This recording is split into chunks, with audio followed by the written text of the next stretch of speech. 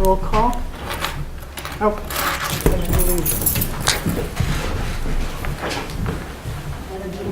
To the flag of the United States of America and to the republic for which it stands, one nation, under God, indivisible, with liberty and justice for all. roll call, please. Mr. Casey? Present. Mr. Duffy? Present. Mr. Dwyer? Present. Mr. Martinelli? Present. Mr. McAndrew? Present. Mrs. Oleski? Present. Dr. Roy? Here. Mr. Sherry? Present. Mrs. Mulligan? Present. And President Miller. All right, and Director Duwaki?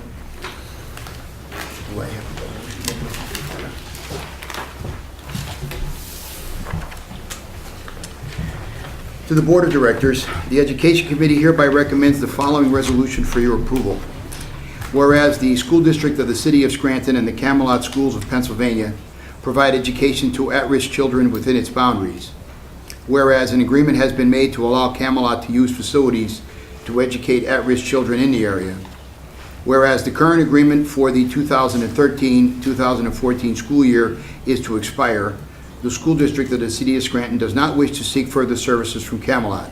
Now therefore be it resolved that the Scranton School District of the City of Scranton does hereby approve the termination of the services of Camelot Schools of Pennsylvania, respectively submitted. Second. On the question?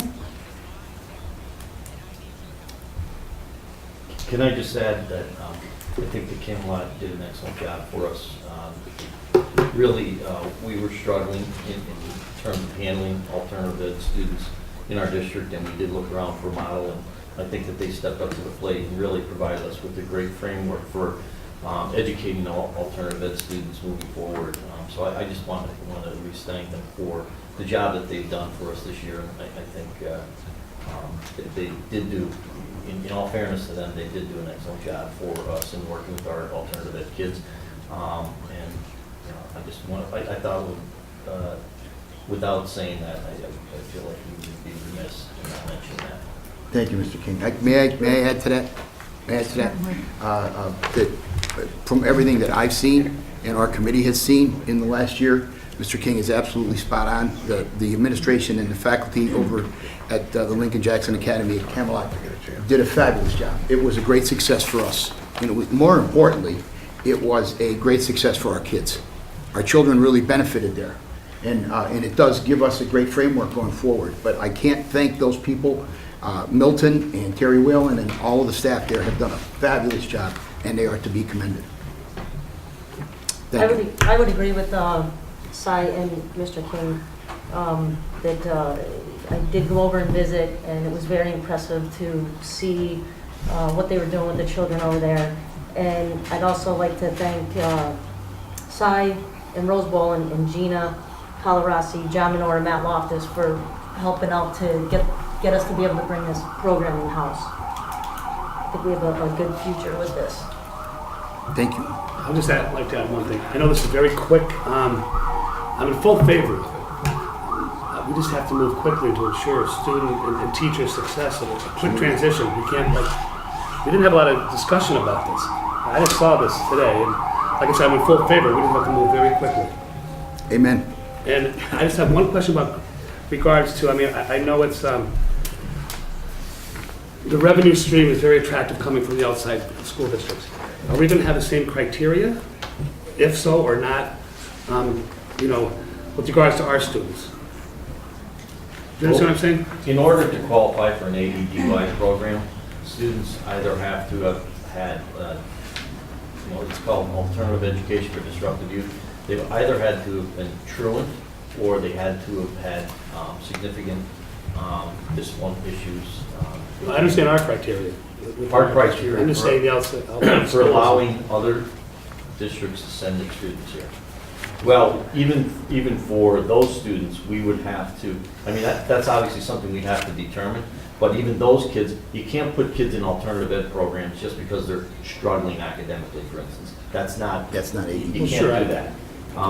So the only two reasons where a student would be placed in an AEDY program is if they were truant, or if they were expelled from school or had discipline issues in their school. Those are the main reasons why they would be placed in the AEDY program. So we would have to kind of set the parameters for other school districts. But those two would absolutely have to be non-negotiable. They would have to fit one of those two categories. Okay.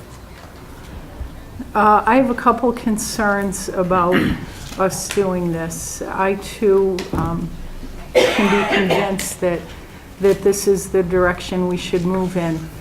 I just hope that we're not putting the cart before the horse and hurrying with this. I'm going to go along with the recommendation of our Education Committee chairperson because he seems to have put a lot of work into this and feels confident that this is the direction to move in. But for the record, I would say that I don't like the idea of us trying to make money off of this by mixing kids that are disruptive in other districts into our district. I mean, I think we have to make sure we consider the legal ramifications when we're dealing with our SFT employees and bringing kids from other districts in. And, you know, I think that we can save money on this program. If we spend the same amount and help the same number of kids, I see that as a win.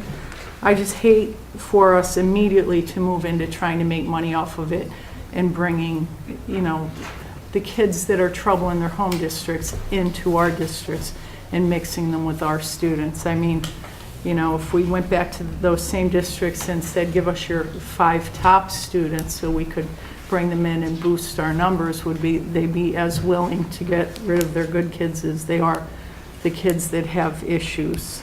And I just want to go on record as saying that, and I know we're going to have some education committee meetings to hammer this stuff out. There hasn't been a lot of discussion on this, but my understanding is because we have to let them know by today.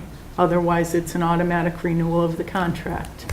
So, And correct me if I'm wrong, Director Dwadi, our primary focus is our kids. right. First I and think we foremost. have to make sure that we keep that as our I believe primary that, focus. you know, the other piece is secondary, and if we can make that happen, I think we want to make that happen, but we really, I think, our primary focus is our own. That'll come in time. Yeah. Right. And to maybe this will help. I had a discussion with Mr. Whalen not too long ago. I believe right now we're at 91 students.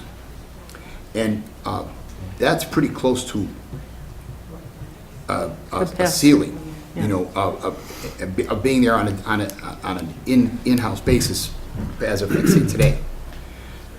It's an elementary building. It was designed as an elementary building. We're now making use of it as a secondary facility. Our class size is very, very important in the success of this program. We can't put 20 or 25 children in that. Mr. Whalen told me that their ceiling was 15 and optimum was 9 to 12, and I completely understand that issue. So if our students are going to be our primary focus for the Lincoln Jackson Academy, the idea of bringing additional students and revenue into is really, it's secondary at best. And I know it's not my major focus, not at this time. It's, as Mr. Martinelli just said, that may happen in time, but our kids are our first focus here. And we always have to have seats for our students. Mrs. Orr sent me a text today. We have an expulsion hearing next week, yes? Right? We have 3. So we don't know when we're going to need 3 seats, but we do know that we're going to need them. So the idea of filling the school as often and as soon as we can really isn't. It's not practical if we want to face the idea that some of our kids may not have a seat there. So that's my focus. And also, too, I look forward to the union working with us because it is a different type of education. Absolutely. And, you know, it makes the classroom teaching a little bit easier when we don't have disruptive youth. And I guess from what you said, Director Dewaki, this is very successful. The kids like it. And I hope that we can do that good of a job when we get it in-house. I hope I'm not. I hope my memory isn't failing me here. I believe that the group of students that have ascended and done really well in the program become, I believe the name of the group are the Panthers, and they were able to name their group. And they wear a different color in the uniform, and there's a real leadership component to what they do. One of the things those students asked for was, can we stay? Now, for me, that's a big positive.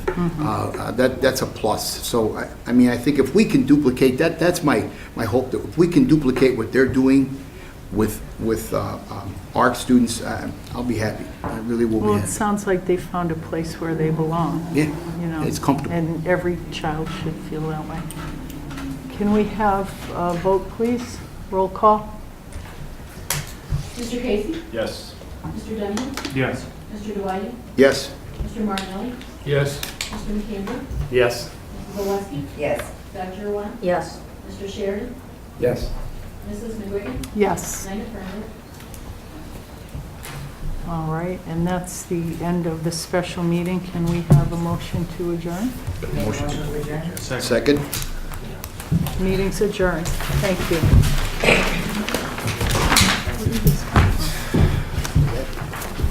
In executive.